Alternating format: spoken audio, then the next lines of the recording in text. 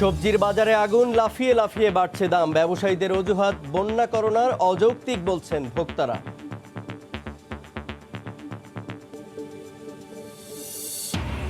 ইলিশ ধরায় নিষেধাজ্ঞার পর চাহিদা বেড়েছে অন্য মাছের। ঘাটতি নেই সরবরাহে, দাম ক্রেতার নাগালেই। নিষেধাজ্ঞা বাস্তবায়নে কঠোর নজরদারির দাবি। গায়ের জোরে চাপিয়ে দিয়ে যদি কিছু করা হয় তাহলে কিন্তু তার ইম্প্যাক্টটা খারাপ হবে। রাজধানীতে পরিকল্পনাহীন তার অপসারণ নিয়ে মুখোমুখি মন্ত্রণালয় আর সিটি কর্পোরেশন। 2 মেয়রকে সতর্ক করলেন টেলিযোগাযোগ মন্ত্রী। ধর্মঘটে বিশ্ব থেকে বিচ্ছিন্ন হয়ে পড়ার শঙ্কা।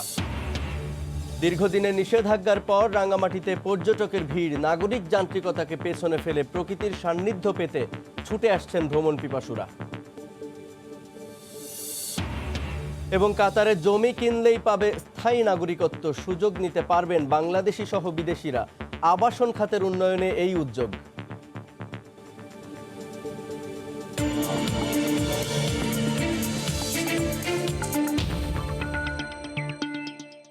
আমন্ত্রণ জানাচ্ছি দেশ ও দেশের বাইরের অর্থ বাণিজ্যের নানা খবর নিয়ে আমাদের নিয়মিত আয়োজন এ সময়ের বাণিজ্যে। আপনাদের সঙ্গে আছি আমি জুবায়ের ফয়সাল। গত সপ্তাহের তুলনায় রাজধানীর পাইকারি বাজারে 5 থেকে 10 টাকা বেড়েছে সব ধরনের সবজির দাম। বন্যার কারণে দামের ঊর্ধ্বগতি বলে জানিয়েছেন বিক্রেতারা। রাজধানীর কাঁচা বাজারের সবশেষ পরিস্থিতি জানাতে এই মুহূর্তে রাজধানীর নিউ মার্কেট কাঁচা বাজারে আছেন সহকর্মী নাজমুস সালেহী। সরাসরি যোগ দিচ্ছি তার সঙ্গে। সালেহী, আসলে গত সপ্তাহের তুলনায় রাজধানীর কাঁচা বাজার রয়েছে, প্রতিটি সবজির দাম আসলে 5 থেকে 10 টাকা করে বেড়েছে। পাশাপাশি শীত এখনো না আসলে শীতের কিছু আগাম সবজিও কিন্তু বাজারে এসেছে, যেগুলোর দাম অন্য অন্য সবজির চেয়ে আসলে বেশি। এখানে যদি আপনাকে বলি যে আপনি যে বেগুন দেখছেন, জাত ভেদে এই নিউ মার্কেট কাঁচা বাজারে বেগুন বিক্রি হচ্ছে 80 থেকে 100 টাকা করে, এবং যে কোনো ধরনের শাক 15 টাকা আটি গত সপ্তাহে ছিল, এখন সেটি 20 টাকা করে আটি বিক্রি হচ্ছে। পাশাপাশি মিষ্টি কুমড়া গত সপ্তাহে ছিল 30 টাকায়, এই সপ্তাহে বিক্রি হচ্ছে আজকে শুক্রবারে 35 টাকা। শিম গত সপ্তাহে বিক্রি হয়েছে 120 থেকে 30 টাকা, আজকে বিক্রি হচ্ছে 140 টাকা করে। টমেটো 100 থেকে 110 টাকা গত সপ্তাহে বিক্রি হয়েছে, আজকে বিক্রি হচ্ছে 110 থেকে 120 টাকা জাত ভেদে। ঢেঁড়স গত সপ্তাহে 60 টাকা বিক্রি হয়েছে, সপ্তাহে বিক্রি হচ্ছে 70 টাকা।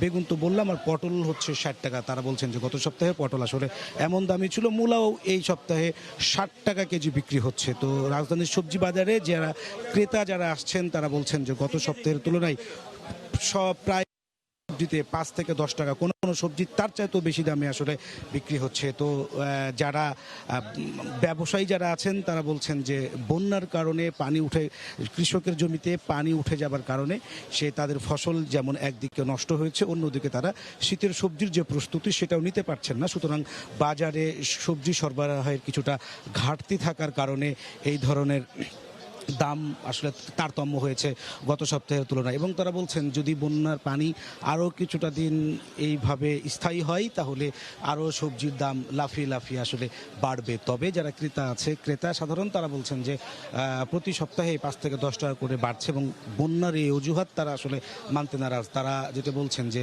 ব্যবসায়ীদের আসলে সদিচ্ছা এবং তারা নিজেরা ইচ্ছাকৃতভাবে দাম বাড়িয়ে ক্রেতা সাধারণকে আসলে জিম্মি করে তারা দাম আদায় করছেন তাদের ব্যবসায়িক কারণে। এটিও ক্রেতা সাধারণের অভিযোগ। তবে ব্যবসায়ী যারা আছেন তারা বলছেন যে দাম কিন্তু আরও বাড়বে যদি বন্যার পানি স্থায়ী হয়। তো এইখানে যে শীতের যে সবজি, এই যেগুলো শীতের সবজি, সেই সবজিগুলো আসার মার্কেটে বাজারে এখনও না আসলেও, সব সবজি বাজারে না আসলেও কিছু কিছু শীতের সবজি বাজারে এসেছে, যেগুলো আসলে যেই প্রচলিত যে সবজি সবসময় 12 মাসি যে সবজি রয়েছে তার চাইতে শীতের সেই আগাম সবজিগুলোর দাম কিন্তু হচ্ছে যে অনেক বেশি। কারণ সেই সবজিগুলো 12 মাসি যে সবজি সেগুলোর দাম 5 থেকে 10 টাকা বেশি হলেও শীতের যে আগাম সবজি যেগুলো এখন বাজারে পাওয়া যাচ্ছে সেগুলোর দাম 12 মাসি সবজির তুলনায় 5 থেকে 10 টাকা তো বটেই, কোনো কোনো ক্ষেত্রে 20 টাকা পর্যন্ত বেড়েছে। তো ফয়সাল, জুবাইর, এই ছিল আমার কাছে রাজধানীর কাঁচা বাজার থেকে সর্বশেষ। ঊর্ধ্বমুখী সবজির বাজারের খবর জানাচ্ছিলেন সহকর্মী নাজমুস সালেহী। এদিকে ভোর থেকেই ক্রেতা বিক্রেতাদের হাক ডাকে সরগরম হয়ে ওঠে কিশোরগঞ্জ শহরের ঐতিহ্যবাহী পাইকারি সবজি বাজার। দেশের বিভিন্ন স্থান থেকে আসা জমজমাট 100 বছরের এ বাজারে প্রতিদিন অর্ধ কোটি টাকার বেশি সবজি বেচাকেনা হয়। কিশোরগঞ্জ থেকে নূর মোহাম্মদের তথ্য ও ছবি নিয়ে রিপোর্ট। সকাল থেকেই নানা ধরনের সবজির যেন মেলা বসে জেলার সবচেয়ে বড় বাজারে। বিভিন্ন উপজেলা ছাড়াও রাজশাহী, শেরপুর, জামালপুর, ঠাকুরগাঁও সহ বিভিন্ন এলাকা থেকে সবজি আসে এখানে। তবে এখন সবজির সরবরাহ কিছুটা কম থাকায় দাম বেশি বলে জানান বিক্রেতারা। মাল আমদানি কম আর কি, মাল জমিতে হইতেছে না, জমিতে কম হইতেছে, এই জন্য এটার দাম বেশি আর কি। 410 টাকা পাল্লা বেচতেছি ক্যারেট টমেটো।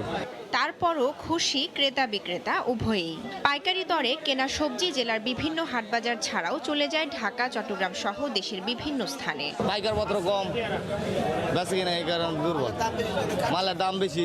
ম্যাজিস্ট্রেট হামলা দেয়, আমরা আলু বিক্রি করতাম 25 টাকা, আমরা তো 25 টাকা আলু কিনে আনতে পারি না। সবজির দাম অনেক ভাই, অনেক দাম। মুহে নিয়ে আসছে, ভালোই বেচা কিনা আছে, দাম বাড়ে। বাজারের শতাধিক আড়তে প্রতিদিন 60 থেকে 70 লাখ টাকার সবজি কেনা বেচা হয় বলে জানান বাজারের আড়ত মালিক। আমাদের এই বাজারে প্রায় 70 বা 75 লক্ষ টাকার মতন আমদানি হয় কাঁচামাল। আর শুকনা মাল বিভিন্ন রেটে বিভিন্নভাবে লক্ষ লক্ষ টাকা বিক্রি হইতেছে প্রতিদিন। শত বছরের পুরানো এই সবজি বাজারে প্রতিদিন ভোর 6টা থেকে বেলা 11টা পর্যন্ত চলে বেচা কেনা। সময় সংবাদ, কিশোরগঞ্জ। ইলিশ বন্ধের ঘোষণার পর চাহিদা বেড়েছে অন্য মাছের। চাহিদা বাড়লেও পর্যাপ্ত সরবরাহ থাকায় পাইকারি বাজারে মাছের দামে খুব একটা হেরফের হয়নি। ইলিশের নিষেধাজ্ঞা কঠোরভাবে পালন করতে নিজেরাই সচেতন বিক্রেতারা। ক্রেতারা দাবি জানিয়েছেন নিষেধাজ্ঞার বাস্তবায়নে কঠোর নজরদারির। সানবির রুপলের রিপোর্ট। ইলিশ রক্ষায় ধরা, পরিবহন ও বিক্রিতে 22 দিনের নিষেধাজ্ঞা চলছে। ইলিশে সয়লাব বাজার এখন ইলিশ শূন্য, তাতে আক্ষেপ নেই ক্রেতা বিক্রেতাদের, বরং কঠোরভাবে নিষেধাজ্ঞা পালন করতে নিজেরাই সচেতন। মাছ ডিম ছাড়বে, মাছ বাড়বে, এটা আমাদের উপকার না। যদি এটা দৈরা ফেলাইতো ডিম ছাড়তে পারতো না। এখন আমরা কম বিক্রি করলাম, তারপর আমরা বেশি বিক্রি করবো। সরকারের সহযোগিতা করার জন্য আমরাই উদ্যোগ নিচ্ছি। ইলিশ আমরা 22 দিন বিক্রি করতে দিব না, আর বিক্রিও করবো না। তবে ভোর থেকে দেশের বিভিন্ন প্রান্ত থেকে আসা খাল, বিল, নদী, সমুদ্রের মাছের কেনাবেচার হাকডাকে সরগরম সোয়ারিঘাট। কই, শিং, বোয়াল জাতীয় মাছের আধিক্য বেশি, বেশিরভাগই চাষের মাছ।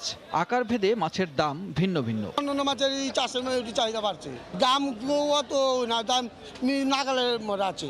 এখন ইলিশ নাই, ইলিশ ছাড়া এখন এটার প্রতি মোটামুটি একটু আগের চেয়ে একটু ভালো। এখান থেকে মাছ কিনে খুচরা বাজারে বিক্রি করেন অনেক ক্রেতা, আবার কেউ নিজের জন্য একটু কম দামে কিনতে আসেন পাইকারি বাজারে। অকেশনালি কিনি, সবসময় আসা হয় না। ইলিশ মাছ এখন অ্যাভেলেবেলও না, এই জন্য আমরা অন্য মাছ নিই, যেটা অ্যাভেলেবেল সেটাই নিয়ে থাকি। মিশালি মাছ আছে না, সেই যে এই পথ নান পথ লইয়া দোকান লইয়া বিক্রি করি আর কি। শীত আসলে পুকুর, নদীর মাছের সরবরাহ বাড়লে বাজারে মাছের দাম কিছুটা কমবে বলে জানান বিক্রেতারা। সানবির রুপল, সময় সংবাদ, ঢাকা।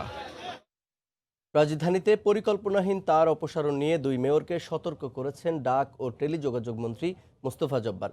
সমন্বয়হীন এমন উদ্যোগে শুধু অর্থনীতি নয়, দাপ্তরিক কার্যক্রমও স্থবির হয়ে পড়ার শঙ্কা তার। আর প্রযুক্তিবিদরা বলছেন কেবল অপারেটররা ধর্মঘট শুরু করলে বিশ্ব থেকে বিচ্ছিন্ন হয়ে পড়তে পারে বাংলাদেশ।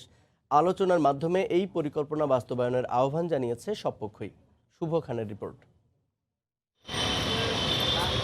নানা আপত্তি, অসুবিধা জানানোর পরও থেমে নেই রাজধানীতে ঝুলন্ত তার অপসারণ অভিযান। করা হয়নি বিকল্প কোনো ব্যবস্থাও। ইন্টারনেট কিংবা স্যাটেলাইট সংযোগ পেতে চরম ভোগান্তিতে পড়েছেন রাজধানীর লাখ লাখ মানুষ। লোকসানে পড়ে রোববার থেকে প্রতিদিন 3 ঘন্টা করে সারা দেশে ইন্টারনেট ও কেবল টিভি সেবা বন্ধের হুঁশিয়ারি দিয়েছে সেবাদাতারা। করোনা সংকট মোকাবেলা করে দেশের অর্থনীতির স্বাভাবিক গতি ধরে রাখতে সারা বিশ্বই নির্ভর করছে অনলাইন যোগাযোগের ওপর। এই অবস্থায় হঠাৎ করে তার অপসারণে স্থবির হয়ে পড়ছে অর্থনৈতিক ও দাপ্তরিক নানা কাজকর্ম। দেশের 2 শেয়ার বাজারের লেনদেন, কেন্দ্রীয় ব্যাংক এমনকি বাণিজ্যিক ব্যাংকের কার্যক্রম হচ্ছে বাধাগ্রস্ত। নিরবিচ্ছিন্ন ইন্টারনেট না পেলে বন্ধ থাকবে এটিএম সেবাও। কোটি কোটি টাকার কমিউনিকেশন হচ্ছে এই একটা ফাইবার অপটিক কেবল দিয়ে। টেলিভিশন বলেন কিংবা নিউজ পোর্টাল বলেন, প্রত্যেকেরই কিন্তু এই ইন্টারনেটকে বেস করে একটা বড় একটা ইন্ডাস্ট্রি দাঁড়ায় গেছে মাত্র এই 3 মাস সময়ের মধ্যে। এখন হঠাৎ করে এই 3 মাস পরে যদি একটা দাঁড়ানো ইন্ডাস্ট্রিকে হঠাৎ করে যদি 3 ঘন্টা ইন্টারনেট না থাকে, তাহলে কিন্তু জিনিসটা একবার থমকে পড়বে। আর পরিস্থিতির গুরুত্ব বুঝে বিষয়টি আলোচনার মাধ্যমে সমাধানে দক্ষিণ সিটি কর্পোরেশনের মেয়রের প্রতি অনুরোধ জানালেন ডাক ও টেলিযোগাযোগ মন্ত্রী।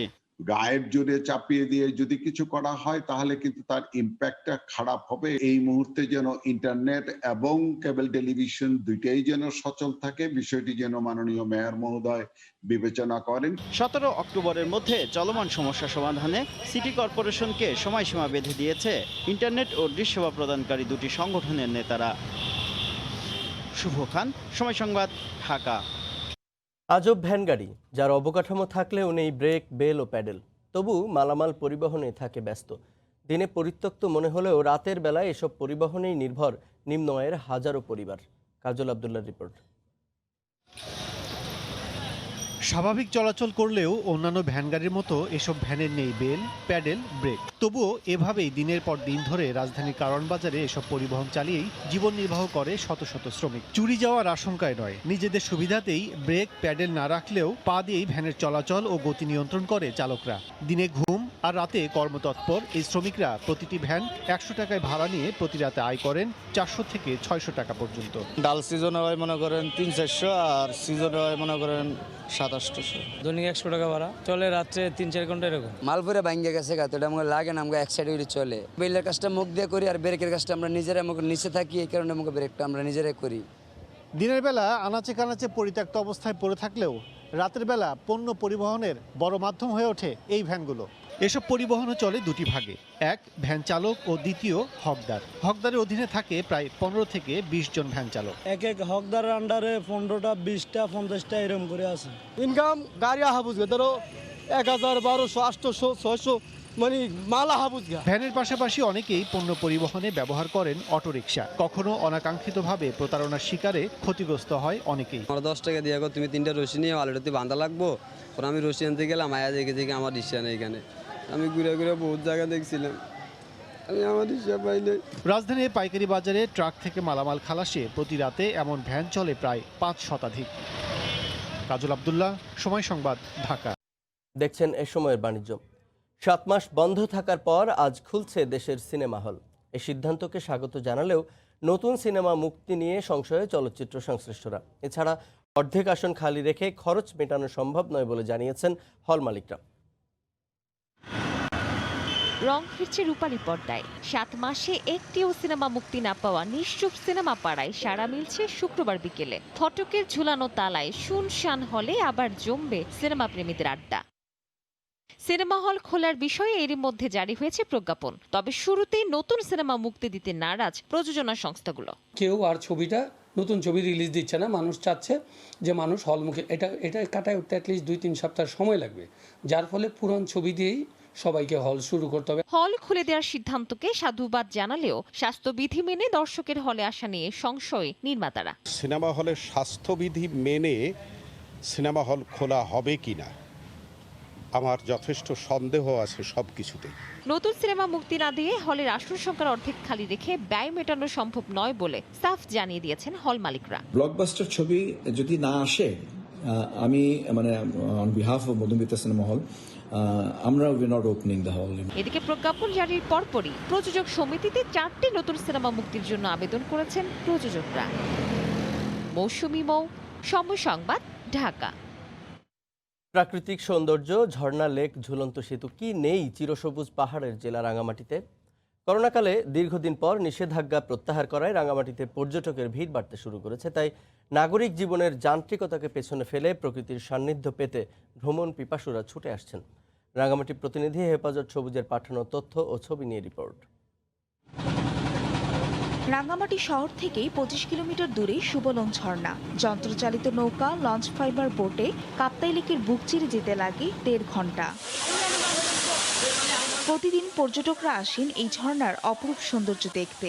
সে সাথে প্রায় 150 ফুট উঁচু থেকে নেমে আসা ঝর্ণাধারায় নিজেকে ভেজানোর পাশাপাশি ব্যস্ত হয়ে পড়েন ক্যামেরার ফ্রেমে ধরে রাখতে। যদিও টুরিস্টদের আগমন অনেকটা কমে গেছে, এই ঝর্ণাটি যদি সরকারি পৃষ্ঠপোষকতা ঠিকমতো করা হয় এবং প্রচারণা চালানো, আমার ধারণা যে বাংলাদেশের অসংখ্য মানুষ এই ঝর্ণা দেখতে আসবে। 1983 সালে তৈরি 350 ফুট লম্বা আর 5 ফুট প্রশস্ত সেতুটি রাঙ্গামাটির পরিচয়। ছুটির দিনগুলোতে পর্যটকরা নিজেকে স্মরণীয় করে রাখতে মেতে ওঠেন সেলফি তোলায়। শান্তিপূর্ণ একটা পরিবেশ আছে, প্রাকৃতিক পরিবেশের মধ্যে সব মিলে ভালোই লাগতেছে। আশেপাশে অনেকগুলা দর্শনীয় স্থান আছে, ঘুরে অনেক ভালো লাগতেছে। শহরের বিনোদন পার্ক পলওয়েল কাপ্তাই লেকের পাশে গড়ে তোলা এই পার্কটিতে ঝুলন্ত সেতুর পাশাপাশি রয়েছে শিশুদের বিভিন্ন রাইড, দর্শনীয় অবকাঠামো।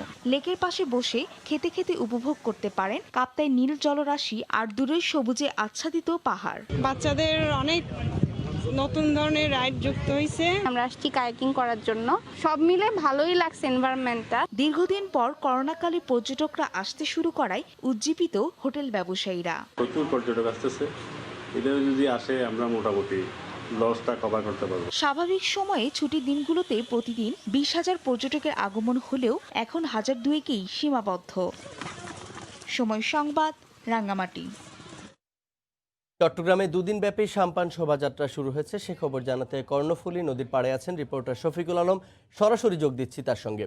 শফিক, চট্টগ্রামে যে কর্ণফুলী নদী রয়েছে সেই কর্ণফুলী নদীতে কিন্তু মহানগর আওয়ামী লীগের উদ্যোগে মুজিব বর্ষ উপলক্ষে সাম্পান র্যালি শুরু হয়েছে। সেই র্যালি আপনি হয়তো দেখতে পাচ্ছেন, আমার ক্যামেরার সামনে দেখতে পাচ্ছেন।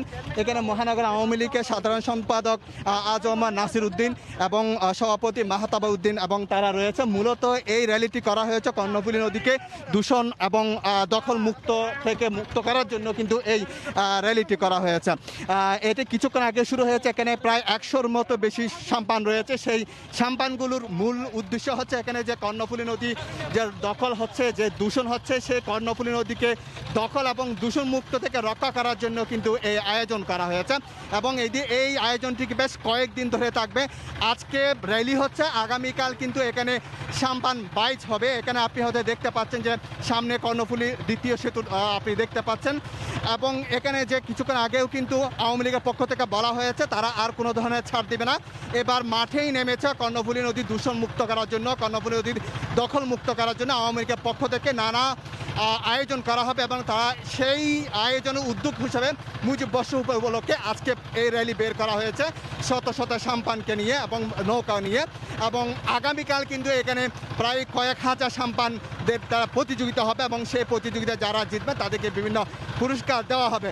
কিছুক্ষণ আগে কিন্তু বেলুন উড়িয়ে এই উৎসবের আয়োজন করেন, এই সাংস্কৃতিক অনুষ্ঠানের আয়োজন করেন মাহতাবুদ্দিন চৌধুরী, মহানগর আওয়ামী লীগের সভাপতি, এবং তিনি সাফ ভাষায় জানিয়ে দিয়েছেন যে এই কর্ণফুলী চট্টগ্রামের প্রাণ বলা হয়েছে এই কর্ণফুলী নদী এবং চট্টগ্রাম বাঁচলে পুরো দেশ বাঁচবে, কারণ এই কর্ণফুলী নদীকে ঘিরে কিন্তু চট্টগ্রাম বন্দর। যদি কর্ণফুলী নদী না বাঁচে তাহলে চট্টগ্রাম বন্দর বাঁচবে না এবং চট্টগ্রাম বন্দর না বাঁচলে পুরো দেশের অর্থনীতি থমকের মুখে পড়বে।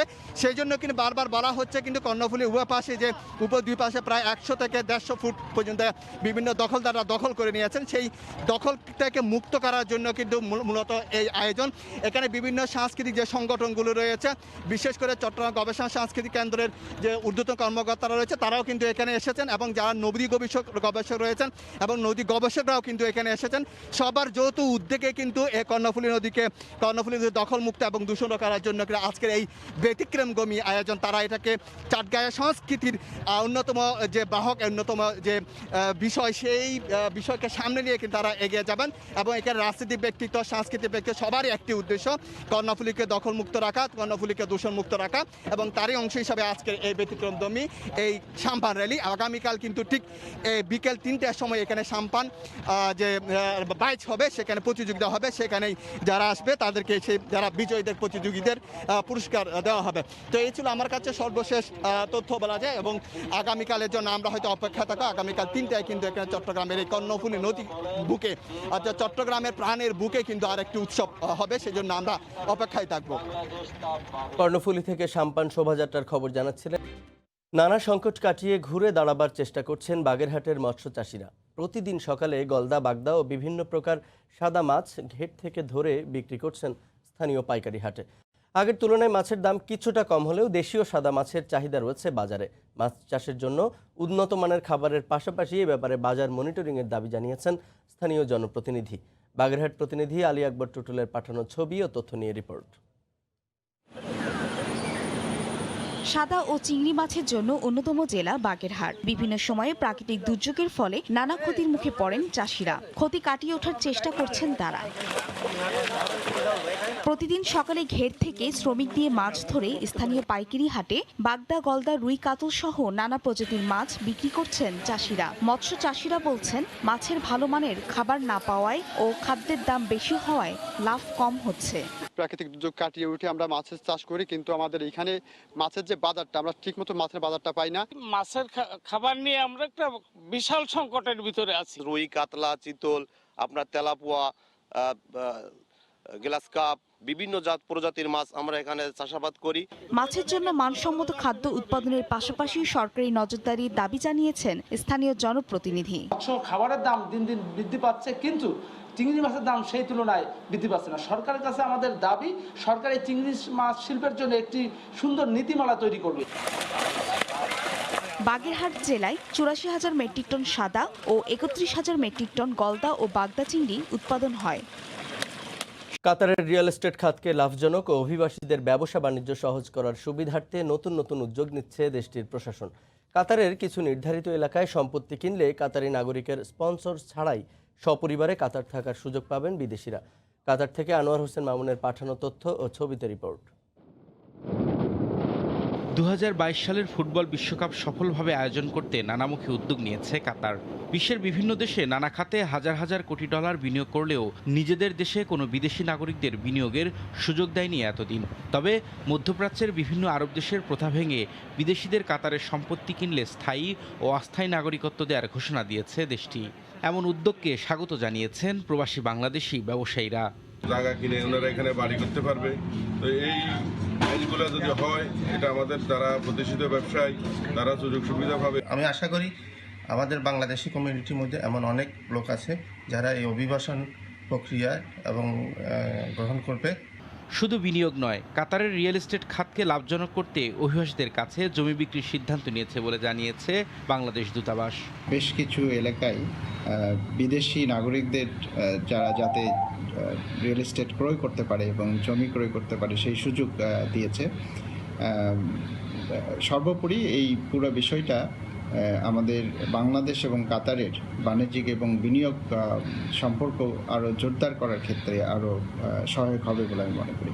7,30,000 রিয়ালের সম্পত্তি কিনলে কাতারি নাগরিকের স্পন্সর ছাড়া সপরিবারে থাকার সুযোগ সহ ও 35,50,000 রিয়ালের সম্পত্তি কিনলে স্থায়ীভাবে সপরিবারে থাকার সুযোগ পাবেন অভিবাসীরা। সেই সাথে বিনামূল্যে স্বাস্থ্যসেবা, শিক্ষাসহ অন্যান্য বিনিয়োগের অধিকারও থাকবে অভিবাসীদের। সময় সংবাদ, দোহা, কাতার। দীর্ঘ 8 বছর পর ইতালির স্পন্সর ভিসার সুযোগ পেয়েছে বাংলাদেশ। তবে প্রবাসীদের আশঙ্কা, স্পন্সর ভিসা পাওয়া বাংলাদেশিরা নির্দিষ্ট সময়ের মধ্যে দেশে ফিরে না গেলে আগামীতে আবারও কালো তালিকাভুক্ত হবে বাংলাদেশ। আর তাই এক্ষেত্রে বাংলাদেশ সরকারকে কঠোর নজরদারির মাধ্যমে স্পন্সর ভিসা পাওয়া শ্রমিকদের নির্ধারিত সময়ে দেশে ফেরা নিশ্চিত করার দাবি জানিয়েছেন তারা। ইতালির ভেনিস থেকে আরও জানাচ্ছেন মাকসুদ রহমান।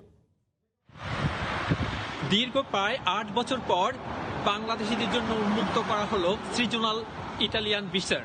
যদিও পূর্ববর্তী অনেকগুলো বছরে প্রায় 18,000-এর মতো বাংলাদেশি কৃষি বা সিজনাল স্পন্সরে ইটালিতে এসে শখানেকের মতো শুধু বাংলাদেশে ফিরে গিয়েছেন, আর তারই ফলশ্রুতিতে ইটালিয়ান সরকার তা বন্ধ করে দিয়েছিলেন। যেহেতু আমরা সিন্ডিকেট এবং আমরা এই বিষয় ইমিগ্রেশনে কাজ করি, তো আমাদের থেকে এই পরামর্শ থাকবে যারাই আসেন যেন আবার রিটার্ন বাংলাদেশে চলে যায়। এবছর বাংলাদেশ থেকে আসবেন তাদেরকে যাতে মনিটরিংয়ে রাখা হয়, তারা যাতে নিশ্চিতভাবে তাদের কাজ শেষে 6 থেকে 9 মাস পর বাংলাদেশে আবার ফিরে যায় এবং পরবর্তীতে আবার তারা ইটালিতে ফিরে আসতে পারে, সেই ব্যবস্থা করার জন্য তাদেরকে সম্পূর্ণ মনিটরিংয়ে রাখার জন্য আবেদন করেছেন সরকারের প্রতি এবং প্রশাসনের প্রতি ইমিগ্রেশন এবং যারা ইটালিতে আইন বিশেষজ্ঞ বাংলাদেশিরা কাজ করেন তাদের মতামত। 3টা ক্যাটাগরিতে লোক আসতে পারবেন। যারা এবছর আসবেন, এসে চলে যাবেন পরের বার আসবেন, এসে চলে যাবেন, তৃতীয়বার আসলে অটোমেটিক কাগজ হয়ে যাবে আপনাদের। যারাই আসবে এই ভিসায় তাদেরকে যেন মনিটরিং এ রাখা হয় এবং সময় মতো যেন দেশে ফেরত নেওয়া হয়। পররাষ্ট্র মন্ত্রণালয় এবং শ্রম মন্ত্রণালয় যাতে এই জিনিসটাকে সুন্দরভাবে মনিটরিং করেন, যাতে বাংলাদেশিরা কাজ শেষে 6 থেকে 9 মাস পর নিশ্চিতভাবে বাংলাদেশে ফিরে যায় এবং বাংলাদেশিদের জন্য এই কোটা ব্যবস্থা সামনের দিকে প্রত্যেক বছর চলতে থাকে। ইতালির ভেনিস থেকে মাকসুদ রহমান, সময় সংবাদ। বাণিজ্য। গত 10 বছরে ঢাকা ওয়াসার অর্জন ও আগামী পরিকল্পনা নিয়ে রাজধানীর কারওয়ান বাজারে ওয়াসা ভবনে কথা বলছেন সংস্থাটির ব্যবস্থাপনা পরিচালক তাকসিম এ খান।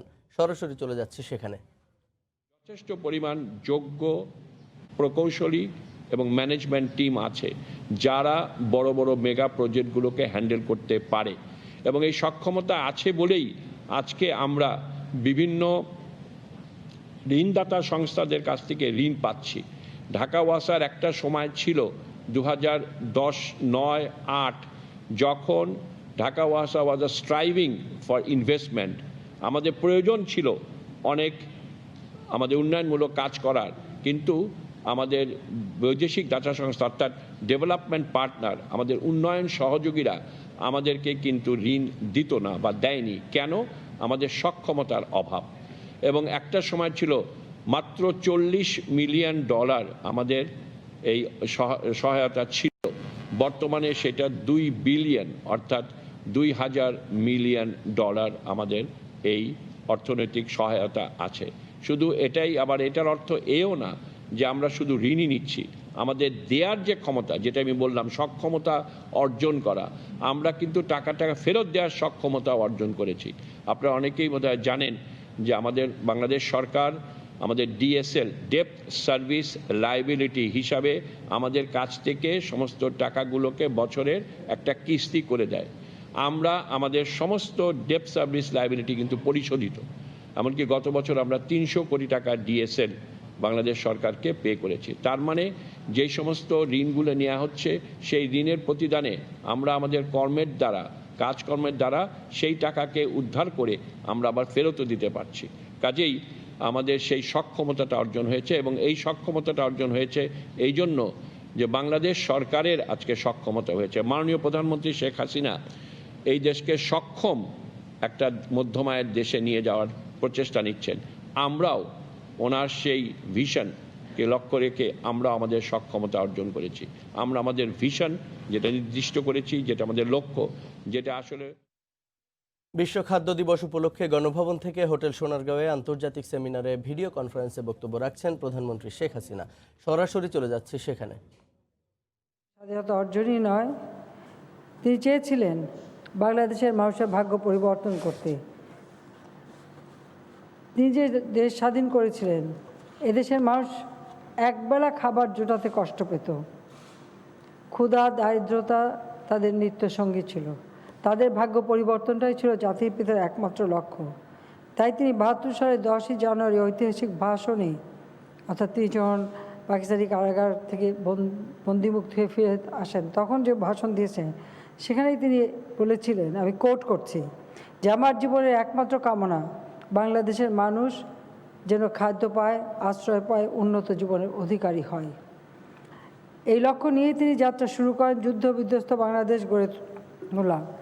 আর সেই সাথে সাথে তিনি 20 ফেব্রুয়ারি 72 সালে তার বক্তব্য দেন। সেই ভাষণে তিনি বলেছেন, আমি কোট করি, দেশে কৃষি বিপ্লব সাধনের জন্য কৃষকদের প্রতি কাজ করে যেতে হবে, প্রতি কৃষককেই কাজ করে যেতে হবে। বাংলাদেশে 1 ইঞ্চি জমি অনাবাদি রাখা যাবে না। এবং সেই সময় একদিকে যুদ্ধবিধ্বস্ত দেশ, তার উপর তিনি 500 কোটি টাকার উন্নয়ন বাজেটের মধ্যে 101 কোটি টাকাই রেখেছিলেন শুধু কৃষি উন্নয়নের জন্য। কারণ মানুষের খাদ্য নিরাপত্তা নিশ্চিত করা, এটাই ছিল তার একমাত্র লক্ষ্য। এবং তিনি 73 সালে জাতীয় কৃষি পুরস্কার তহবিল গঠন করেছিলেন। এবং সংবিধানে, আমাদের যে সংবিধান তিনি উপহার দেন, সেখানেও কৃষক শ্রমিকের মুক্তি, নাগরিকদের মৌলিক প্রয়োজনের ব্যবস্থা, গ্রামীণ উন্নয়ন, কৃষি বিপ্লব সহ জনস্বাস্থ্য, জনগণের পুষ্টি নিশ্চিত করা, শিক্ষা এবং স্বাস্থ্যসেবা, প্রতিটি মৌলিক চাহিদার কথাই তিনি উল্লেখ করেছিলেন। এবং যেহেতু আমাদের দেশ একথা মনে রাখতে হবে যে একটা ভূখণ্ডের দিক থেকে আসলে বাংলাদেশ খুবই ছোট, মাত্র 147 বর্গ কিলোমিটার আমাদের ভূমি, কিন্তু আজ আমাদের মানুষের সংখ্যা হচ্ছে প্রায় 165 মিলিয়ন, অর্থাৎ প্রায় 16 কোটি, প্রায় 17 কোটির কাছাকাছি মানুষ। এই মানুষের খাদ্য নিরাপত্তা দেওয়াটা সব থেকে বেশি গুরুত্বপূর্ণ, আর সেদিকে লক্ষ্য রেখে জাতির পিতার পদাঙ্ক অনুসরণ করেই আমরা বিভিন্ন কর্মসূচি হাতে নিয়েছি এবং আমরা তা বাস্তবায়ন করে যাচ্ছি যেন আমাদের খাদ্য উৎপাদন সবসময় বৃদ্ধি পায়। আমি 96 সালে সরকার গঠন করে যখন ইটালিতে গিয়েছিলাম, সেসব মনে আছে যে বিশ্ব খাদ্য সংস্থা আমাকে সব ধরনের সহযোগিতা করবার আশ্বাস দিয়েছিল এবং সহযোগিতা তারা করেছিলেন। সেই জন্য FAOকে আমি আন্তরিক ধন্যবাদ জানাই। কারণ আমরা যখন সরকার গঠন করি 24 লক্ষ মেট্রিক টন খাদ্য ঘাটতির দেশ বাংলাদেশ, আর সেই দেশে আমরা খাদ্য উৎপাদন করে 2001 সালে যখন আমাদের 5 বছর পূর্ণ করি তখন আমরা 26 লক্ষ মেট্রিক টন খাদ্য আমরা উদ্বৃত্ত রেখে যাই, অর্থাৎ 40 লক্ষ মেট্রিক টন খাদ্য ঘাটতি পূরণ করেও অতিরিক্ত 26 লক্ষ মেট্রিক টন খাদ্য আমরা অতিরিক্ত রেখে গিয়েছিলাম। বাংলাদেশে খাদ্যের স্বয়ংসম্পূর্ণ আমরা করেছিলাম। বাংলাদেশ 73 সালে FAOর সদস্যপদ লাভ করে জাতির পিতার নেতৃত্বে, আর আমরা 96 সালে অর্থাৎ 75 জাতির পিতাকে হত্যার পর কিন্তু বাংলাদেশ এগোতে পারেনি। কারণ 75 যারা সরকার গঠন করেছিল মিলিটারি ডিক্টেটররা, তাদের একটা লক্ষ্য ছিল যে বাংলাদেশ পরনির্ভরশীল হয়ে থাক, সেটাই তারা চেয়েছিল। 96 সালে 21 বছর পর ক্ষমতা আসার পর আওয়ামী লীগ সরকার বিভিন্ন পদক্ষেপ নেয়। আমরা 1996 সালে কৃষি সম্প্রসারণ নীতি প্রণয়ন করি, কৃষি নীতি 1999 আমরা প্রণয়ন করি, গবেষণার জন্য বিশেষ অর্থ বরাদ্দ দেই, কারণ গবেষণা ছাড়া কখনো উৎপাদন বৃদ্ধি করা সম্ভব নয়। বর্তমানে বাংলাদেশ ডিজিটাল বাংলাদেশ, আমরা এখন ডিজিটাল পদ্ধতিতে কৃষক যাতে সব ধরনের সহযোগিতা পায় তার। এই ছিল এ সময়ের বাণিজ্যে, সঙ্গে থাকুন সময়।